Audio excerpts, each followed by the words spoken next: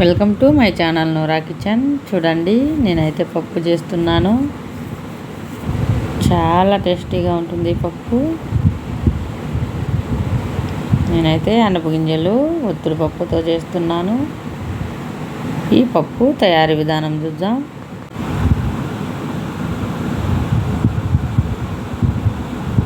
చూడండి, ఇలా అనప గింజలు తీసుకుని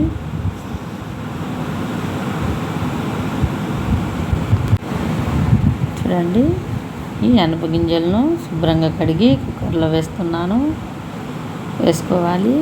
చింతపండు వేసుకోవాలి, టమోటా ముక్కలు వేసుకోవాలి,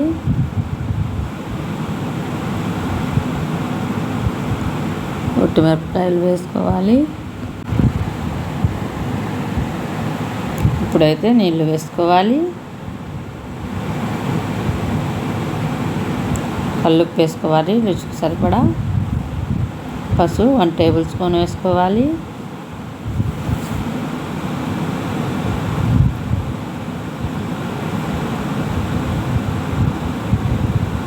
కుక్కర్ మూత పెట్టుకోవాలి. 3 విజిల్ల తర్వాత ఆవిరి వినాక ఇలా కుక్కర్ మూత తీసుకోవాలి. అన్నీ నీళ్ళు వంపేయాలి. పక్కకు రసం పప్పుచారు తీవాలి. చూడండి, చక్కగా ఉడికాయి.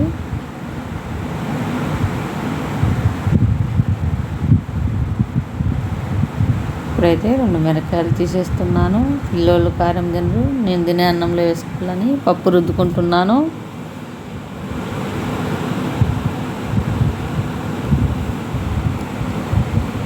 చూడండి, ఇలా రుద్దుకోవాలి.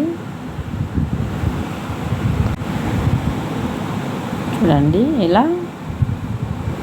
రుద్దుకోవాలి.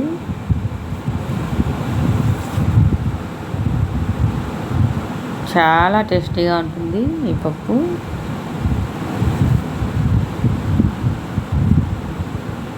చూడండి, చక్కగా మెదిగిపోయింది. ఇలా రుద్దుకొని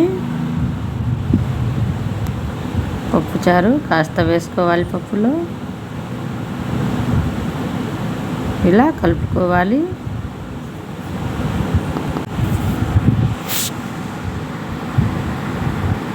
చూడండి, చక్కగా మెదిగింది.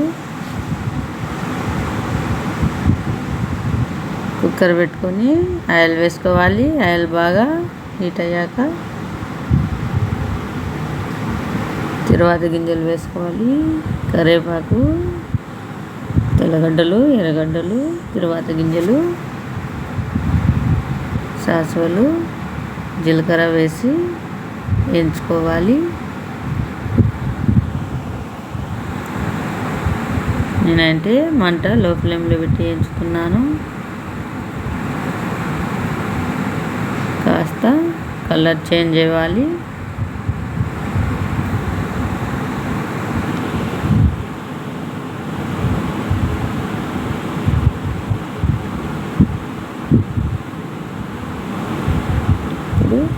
ఈ 2 మిరపకాయలు తీసాను కదా, నేను తినే అన్నంలో వేసుకుంటున్నాను. ఇలా తిరువాత వేగాలి.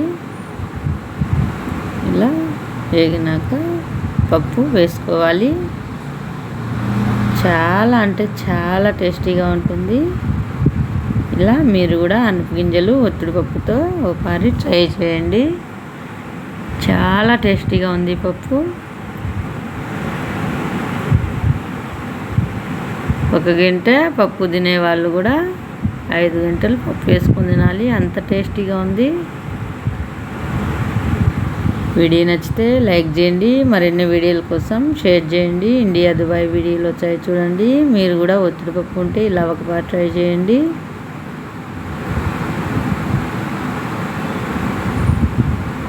Thank you for watching video.